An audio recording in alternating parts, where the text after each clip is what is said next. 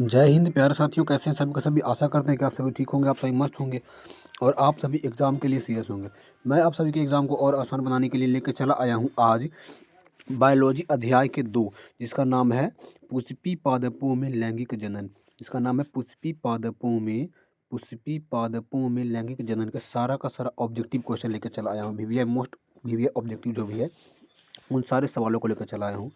तो हम इस वीडियो में आगे बढ़ें इससे पहले कि आप सभी ने जो चैनल को सब्सक्राइब नहीं किया है, एक बार सब मिलकर सब्सक्राइब कर दीजिए, वीडियो को लाइक कर दीजिए और दोस्तों के साथ शेयर कर दीजिए। आज के जो हम ऑब्जेक्टिव करवाएंगे आज का जो हम ऑब्जेक्टिव करवाएंगे वो सारा का सारा ऑब्जेक्टिव वीवीआई है और प्रीवियस ईयर में पूछा गया क्वेश्चन है। पहले पूछ दिया गया क्वेश्चन है जो सारे के सारे हम सवालों को करवाएंगे। ठीक है, तो चलिए हम आगे बढ़ते हैं बिना समय देर गवाए हुए। तो हमारा पहला जो क्वेश्चन है, हमारा पहला क्वेश्चन कहता है कि पुष्प का कौन सा भाग उभयलिंगी होता है। देख लीजिए 2019 में पूछा गया क्वेश्चन है कि पुष्प का कौन सा भाग उभयलिंगी होता है। 2019 में पूछा गया क्वेश्चन, पुष्प का कौन सा भाग उभयलिंगी होता है। हमारे ऑप्शन दिए गए हैं पुंकेसर, अंडप, दोनों की इनमें से कोई नहीं। देखिए पुंकेसर जो होता है वो नर भाग होता है और अंडप मतलब जो होता है वो स्त्री केसर की बात कर रहा है, अंडाशय की बात कर रहा है। ठीक है, मतलब अंडाणु की बात कर रहा है, तो ये मादा भाग होता है। तो इसका सही आंसर क्या होगा। तो अगर हम सही आंसर की बात करें तो सही जो आंसर हो जाएगा वो दोनों के दोनों होगा। पुंकेसर भी होता है और अंडप भी होता है। ठीक है, अगले क्वेश्चन की ओर बढ़ेंगे। तो अगला सवाल कहता है कि स्त्री केसर किसका परिवर्तित रूप है। 2014 में ये पूछा गया क्वेश्चन है कि स्त्री केसर किसका परिवर्तित रूप होता है। ऑप्शन हमारे दिए गए हैं पत्ती का, तना का, जड़ का, कि इनमें से कोई नहीं। तो देखिए अगर शुरुआत में हम स्त्री केसर की बात करें तो शुरुआत में जब पौधा में निषेचन योग्य नहीं होता है तब वो उसमें ना ज़्यादातर पत्तियाँ होती हैं, तो पत्ती से ही बाद में स्त्री केसर आगे चल के बनता है। तो इसका सही आंसर हो जाएगा पत्ती। ठीक है, अगला हो जाएगा हमारा, अगले क्वेश्चन की ओर बढ़ेंगे। तो अगला कहता है कि परागन किसे कहते हैं। परागन किसे कहते हैं पूछा गया सवाल है, 2021 में पूछा गया क्वेश्चन, परागन किसे कहते हैं। ऑप्शन हमारे दिए गए हैं कि परागकण का अंकुरन, परागकण का अंडा पर गिरना, निषेचन, कि भ्रूण निर्माण। तो देखिए परागन होता क्या है, तो हम आपको पढ़ाए होंगे परागन क्या होता है, तो हम आपको पढ़ाए होंगे कि जब पराग कोश से पराग कण निकलकर ओवरी मतलब कि वर्तिकाग्र पर गिरता है, तो इस घटना को हम क्या कहते हैं, परागन कहते हैं। हमारा सही जो आंसर हो जाएगा वो बी सही आंसर हो जाएगा, परागकण का अंडक पर गिरना। ठीक है, अगले क्वेश्चन की ओर बढ़ेंगे। तो हमारा अगला क्वेश्चन कहता है कि द्विगुणन डबल फर्टिलाइजेशन किसमें पाया जाता है। डबल फर्टिलाइजेशन किसमें पाया जाता है, द्विगुणन किसमें पाया जाता है। 2014 में ये पूछा गया क्वेश्चन है, डबल फर्टिलाइजेशन किसमें पाया जाता है। ऑप्शन हमारे हैं जिम्नोस्पर्म, एंजियोस्पर्म, टेरिडोफाइट, की लाइकेन में। तो देखिए अगर हम इसका सही बात करें तो एंजियोस्पर्म में डबल फर्टिलाइजेशन पाई जाती है। एंजियोस्पर्म में डबल फर्टिलाइजेशन मतलब दोहरा निषेचन या द्विगुणन पाया जाता है। अगले क्वेश्चन की ओर बढ़ेंगे। तो हमारा अगला क्वेश्चन कहता है, क्वेश्चन नंबर जो हमारा 5 है, क्वेश्चन नंबर 5 जो है हमारा,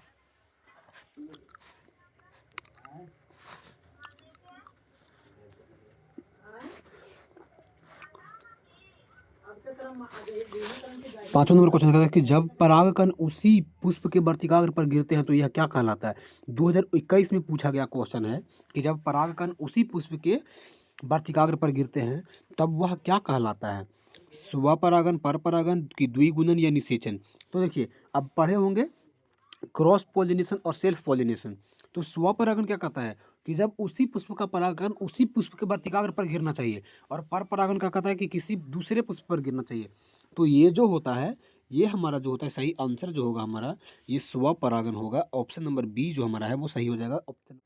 अगले क्वेश्चन की ओर बढ़ेंगे। तो अगला हमारा क्वेश्चन कहता है कि पराग कोश का मुख्य कार्य क्या होता है। पोलन सेक जो होता है, पोलन सेक का मेन वर्क क्या होता है, मतलब मेन काम क्या होता है। ऑप्शन में है बीज बनाना, परागकण का उत्पन्न करना, परागन में सहायता करना, कि रेशे को बनाने के लिए।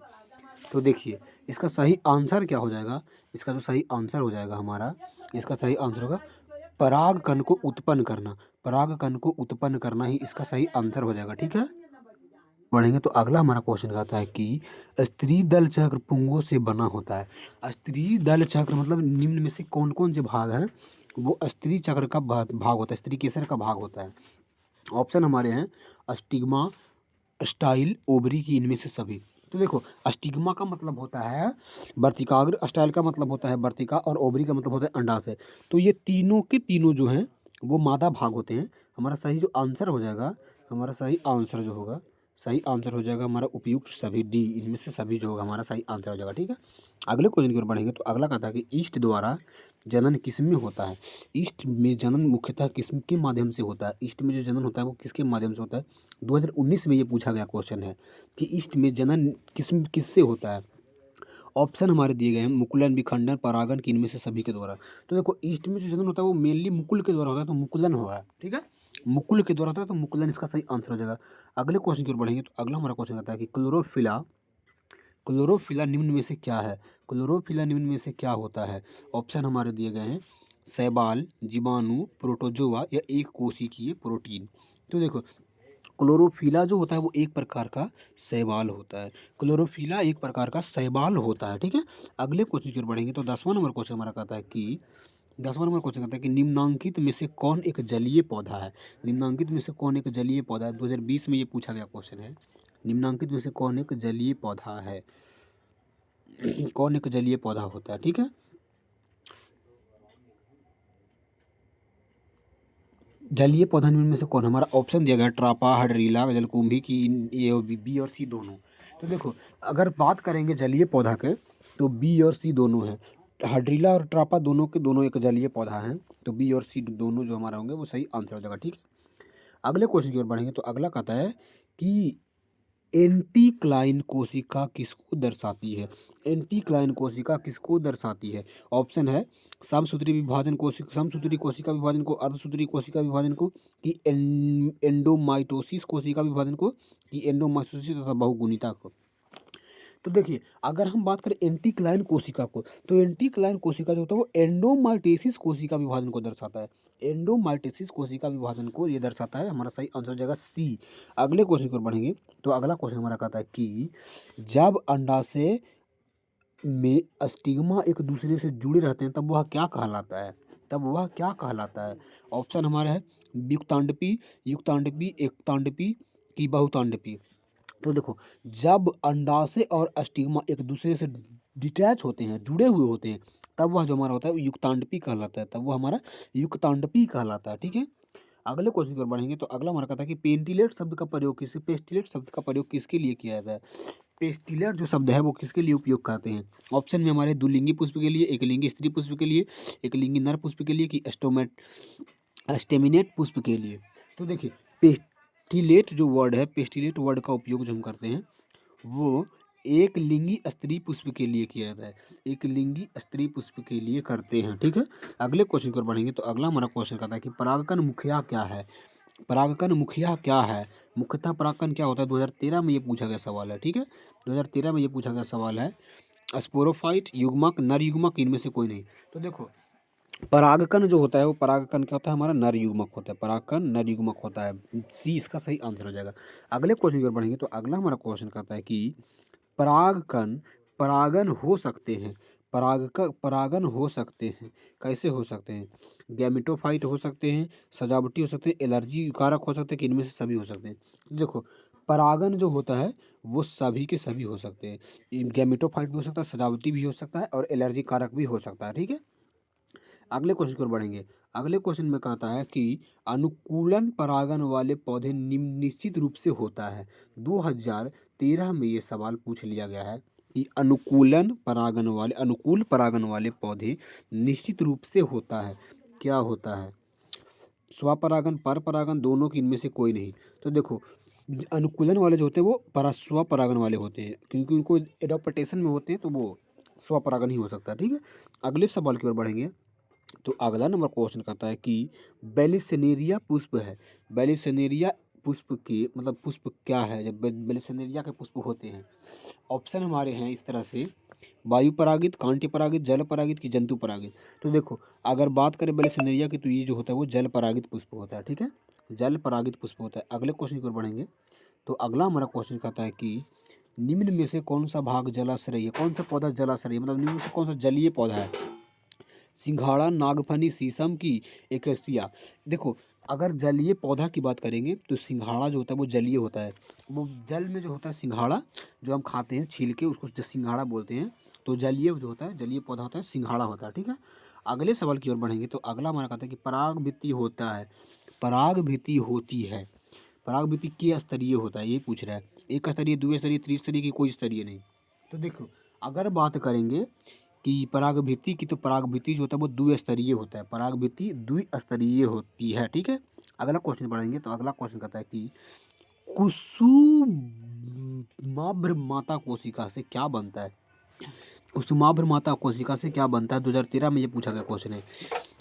कुसुमाभ्राणी चालाज बनता है कि लघु बीजाणु बनता है कि महाबीजाणु बनता है। तो देखो, ये इसको बोलते हैं कुसुमाभ्र माता कोशिका से, मदर सेल से जो बनता है वो लघु बीजाणु बनता है, लघु बीजाणु बनता है। ठीक है, अगले सवाल की ओर बढ़ेंगे तो अगला हमारा सवाल कहता है कि परागभित्ति में मात युग्मक का निर्माण किसके विभाजन के द्वारा होता है। मात युग्मक का निर्माण किसके विभाजन के द्वारा होता है। एकदम आसान क्वेश्चन है। कार्तिक कोशिकाएं, भ्रूण कोश के द्वारा, जनन कोशिका के द्वारा कि लघु बीजाणु मात कोशिका के द्वारा। तो इसका सही जो आंसर होगा डी, लघु बीजाणु मात कोशिका के द्वारा ही युग्मक का निर्माण होता है। ठीक है, अगले क्वेश्चन की ओर बढ़ेंगे तो अगला हमारा कहता है, एकदम आसान क्वेश्चन है कि भ्रूण कोश कितने गुणसूत्र के होते हैं, मतलब भ्रूण कोश का प्रवृत्ति किसकी होती है। बहुत बार पूछा गया क्वेश्चन है, वीवीआई क्वेश्चन है। वीवीआई क्वेश्चन 2013 में पूछा गया क्वेश्चन है। हम वैसे भी जितना करवा रहे हैं वो सबके सब वीवीआई क्वेश्चन ही हैं, सबके सब आपके वीवीआई क्वेश्चन ही हैं।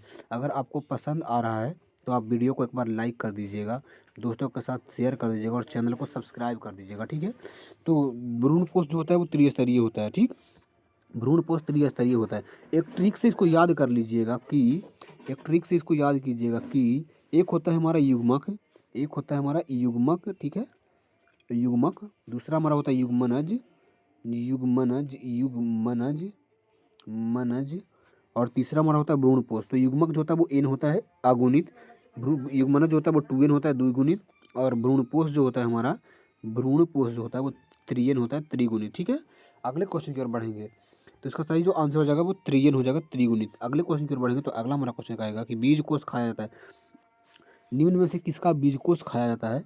2016 में ये पूछा गया क्वेश्चन है कि निम्न में से किसका बीजकोष खाया जाता है। ठीक, तो इसका सही ऑप्शन हमारे दिए गए हैं शरीफा, सेब, नारंगी, कि इनमें से सभी। तो देखो, बीज कोष जो खाया जाता है वो शरीफा का खाया जाता है। बहुत सारे बीज का कोष होता है शरीफा में, तो शरीफा का इसका सही आंसर हो जाएगा। ठीक है, अगले क्वेश्चन की ओर बढ़ेंगे तो अगला क्वेश्चन कहता है कि वायु परागन किसमें नहीं होता है।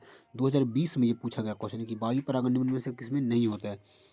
घास, मक्का, गेहूँ, सेल्विया, वायु परागन किसमें नहीं होता है। तो देखो, घास, गेहूँ, मक्का ये तीनों में वायु परागन होता है, लेकिन ये जो सेल्विया है, ये सेल्विया में हमारा नहीं होता है। सेल्विया में हमारा, इसका सही आंसर सेल्विया हो जाएगा। सेल्विया में नहीं होता है। ठीक है, अगले क्वेश्चन की ओर बढ़ेंगे तो अगला हमारा 12 नंबर का क्वेश्चन कहता है कि निम्न में से किसका पुष्पासन खाया जाता है। मोस्ट वीवीआई क्वेश्चन 2017 में पूछा, 2021 में भी पूछा गया क्वेश्चन है कि इस निम्न में से किसका पुष्पासन खाया जाता है। शरीफा का, सेब का, नारंगी का, कि इनमें से सभी का। तो देखो, पुष्पासन की बात करेंगे तो सेब का, क्योंकि सेब का निर्माण होता है, सेब एक असत्य फल होता है और इसका निर्माण पौधे के पुष्पासन से होता है। ठीक है, पुष्प के पुष्पासन से होता है। अगले क्वेश्चन की ओर बढ़ेंगे तो कहेगा, अगला क्वेश्चन हमारा कहता है कि निम्न में से कौन सा नर युग्मक संयोग करके त्रिगुणन बनाता है। नर युग्मक से संयोग करके कोशिका को बनाता है। 2021 में ये पूछा गया क्वेश्चन है। ऑप्शन हमारे दिए गए हैं निक्लाइड, द्वितीय केंद्रक, सहायक कोशिका की प्राथमिक एंडोस्पर्म। तो देखो, द्वितीय नर युग्मक से संयोजन करके द्वितीय केंद्रक ही युग्मक का निर्माण करता है, त्रिगुणित युग्मक बनाता है। ठीक है, त्रिगुणन का बनाता है। अगले क्वेश्चन की ओर बढ़ेंगे तो अगला हमारा क्वेश्चन कहता है कि आवृत बीजी पौधे में भ्रूणपोष का गुणसूत्रों की स्वरूपता क्या है, कितना होता है। 2021 में ये पूछा गया क्वेश्चन है। इसका सही ऑप्शन हमारे दिया गया है N, 2N, 3N की ए और बी दोनों। अभी जस्ट बताए हैं कि भ्रूणपोष जो होता है वो त्रिगुणित होता है, 3N इसका। ठीक है, अगला क्वेश्चन की ओर बढ़ेंगे तो अगला क्वेश्चन करता है, वही सेम क्वेश्चन आ गया कि भ्रूणपोष की गुणसूत्रों की संख्या कैसी होती है। 2023 में ये पूछा गया क्वेश्चन, मतलब बहुत बार पूछा है ये क्वेश्चन। ठीक है, इसका सही आंसर क्या हो जाएगा हमारा, तो बी हो जाएगा त्रिगुणित। ठीक, त्रिगुणित, 3N पर फोकस करके रख लेना है। अगले क्वेश्चन की ओर बढ़ेंगे तो अगला हमारा क्वेश्चन कहता है कि अगला क्वेश्चन कहता है कि आवृत बीजी भ्रूण का निर्माण किसके अध्ययन किया जाता है? आवृत बीजी भ्रूण में किसका अध्ययन किया जाता है? ऑप्शन है पॉलीएम्ब्री का, द्विजाइगोट का, सेमिटिक भ्रूण का कि फिलोपियन जनन का, फिलोपीजन्य वर्ग का। तो देखो आवृत बीजी भ्रूण निर्माण में ना पॉलीएम्ब्री का अध्ययन किया जाता है, पॉलीएम्ब्री का अध्ययन किया जाता है। अगला क्वेश्चन कहता है कि भ्रूण विकास जो होता है, भ्रूण विकास किस समूह में भ्रूण का विकास होता है? भ्रूण विकास में किस समूह में भ्रूण का विकास होता है? एकदम सिंपल क्वेश्चन। ऑप्शन दिए गए हैं अनावृत बीजी में, ब्रायोफाइट्स में, टेरिडोफाइट्स में कि एंजियोस्पर्म में। तो इसका सही जो आंसर हो जाएगा एंजियोस्पर्म हो जाएगा। ठीक है, सही आंसर क्या हो जाएगा हमारा? एंजियोस्पर्म हो जाएगा। अगले क्वेश्चन की ओर बढ़ेंगे तो अगला हमारा कहता है कि बेलिसेनेरिया के पुष्प होते हैं। अगला क्वेश्चन कहता है कि बेलिसेनेरिया के पुष्प होते हैं, कैसे होते हैं? वायु परागित होते हैं, कांटी परागित, जल परागित कि जंतु परागित? बिलिसेनेरिया के पुष्प क्या होते हैं? जल परागित होते हैं। ठीक है, अगला क्वेश्चन की ओर बढ़ेंगे तो कहता है कि निम्न में से कौन सा एक जलाशयी पौधा है? सिंघाड़ा। जलाशयी पौधा कौन है? सिंघाड़ा है। ठीक है, सिंघाड़ा। सेम क्वेश्चन अभी ऑलरेडी सब बता चुके हैं। अगले क्वेश्चन की ओर बढ़ेंगे तो अगला क्वेश्चन हमारा कहता है कि पुष्प का कौन सा भाग नर जनन अंग होता है? पुष्प का कौन सा भाग नर जनन अंग होता है? इसका सही आंसर क्या हो जाएगा हमारा? पुमंग हो जाएगा। पुष्प का पुमंग जो होता है वो नर जनन अंग होता है। अगला क्वेश्चन की ओर बढ़ेंगे तो अगला क्वेश्चन कहता है कि वर्तिकाग्र स्टिग्मा जो होता है वो किसका भाग होता है?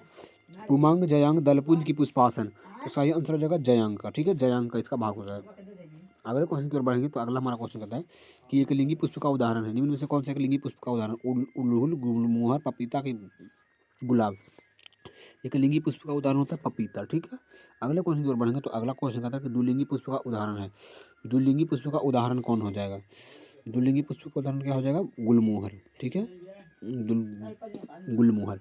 अगले और आखिरी क्वेश्चन की ओर बढ़ेंगे तो आखिरी हमारा क्वेश्चन कहता है कि लास्ट क्वेश्चन कहता है कि परागकण का पहला चरण क्या है? परागकण का पहला चरण क्या है? इस सवाल का जवाब आप एक बार कमेंट में ज़रूर लिख दीजिएगा। एक बार कमेंट में आप लिख दीजिएगा कि इसका सही आंसर क्या हो जाएगा। ऑप्शन दिया गया है निषेचन, परागनली बनना, परागकण का वर्तिकाग्र पर गिरना कि बीज बनना। इसका जो सही आंसर होगा वो कमेंट में दीजिएगा। तो ठीक है, आज के लिए इतना ही। मिलते हैं आपसे अगली क्लास में, तब तक के लिए जय हिंद, जय भारत।